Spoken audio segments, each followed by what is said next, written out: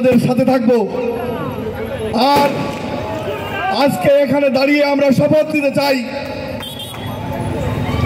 বিএনপির দেশনেত্রী বেগম খালেদা জিয়া, ভারপ্রাপ্ত চেয়ারম্যান তারেক রহমান, খুলনা ৩ আসনের মানুষের নয়নের মণি আলহাজ রকিবুল ইসলাম বকুল যে দায়িত্ব আমাদের ৩ জনের পরে দিয়েছেন, জীবন দিয়ে হলেও সেই দায়িত্ব আমরা পালন করব এবং সুখে দুঃখে সবসময় আপনাদের সাথে থাকব। আমরা যদি কখনো কোনো ভুল করি, আপনারা আমাদের ক্ষমা সুন্দর দৃষ্টিতে দেখে আপনারা আমাদের ভুলকে ধরিয়ে দেবেন। আমরা কখনো কারোর পরে বিরূপ কোনো প্রতিক্রিয়া দেখাবো না। ইনশাল্লাহ সবাইকে নিয়েই রাজপথে থেকে এদেশের মানুষের গণতান্ত্রিক অধিকার, ভোটাধিকার ফিরিয়ে আনা পর্যন্ত আমরা আপনাদের সাথে আছি, সাথে থাকবো।